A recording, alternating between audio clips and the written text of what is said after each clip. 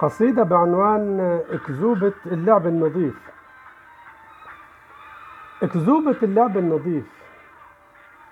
بيقول لك الأهلي بيلعب لعب نظيف، ومحمود الخفيف شاطر وأسطورة وحريف. عادي، لكن مش للدرجة دي لما توهم جمهورك إنك أعظم نادي،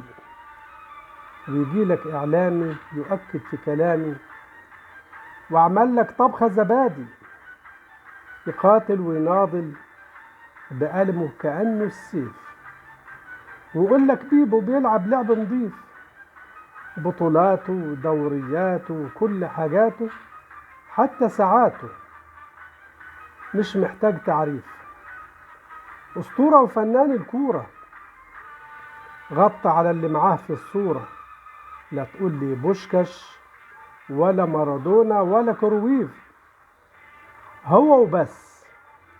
أعظم واحد مشهور، متوضي ودرويش أو قديس، قطع المية والنور، والدوري بسببه مكتوب في الدستور، يعني تاريخه بالحق وبالزور، وتغيب للجمهور ويدغدغ مشاعرهم ومزاجهم والكيف، يعني التشجيع أصبح أفيون في عالم مجنون، والناس مش لاقية رغيف، جعانين مش جعانين، برضو الأهلي في الدستور وبطاقة التموين، حتة تانية وحاجة تانية ودنيا غير الدنيا، أكبر حتى من الصين، الأسطورة اللي في أرذل عمره ووصل فوق 70، مش شايفين غير صورته وصوته ولا سامعين، بيؤدي العمرة مرة و20،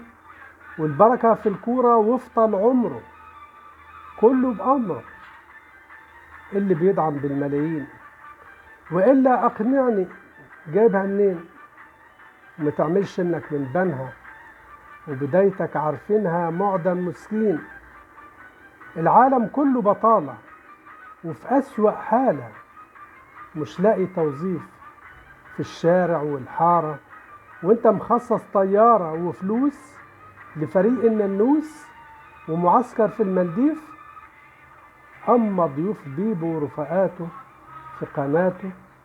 برضو زي حالاته، قيسي ومنيسي وابو الليف، فاكرين لسه دموعه وهو بيشكي ويبكي يستعطف في الملايين. أرجوكوا تعبت،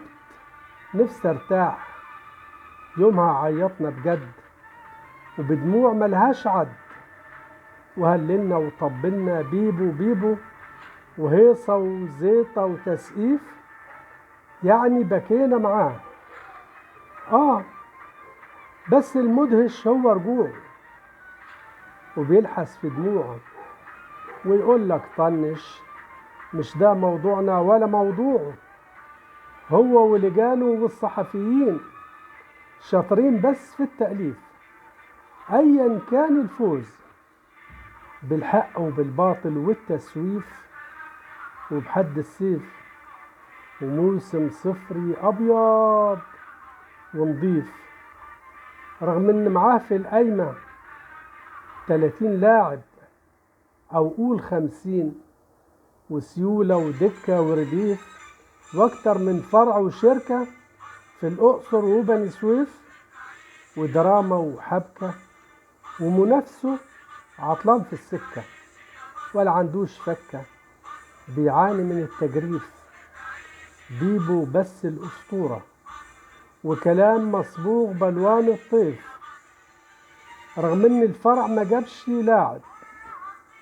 رغم ان الفرع ما جابش لعيب، والله عيب، عايزين رأي بجد، ده فيلم سخيف، لا منافسة ولا كورة، حب زي ما تحب، لكن شوف الصورة من غير فوتوشوب ولا تزييف. شكرا.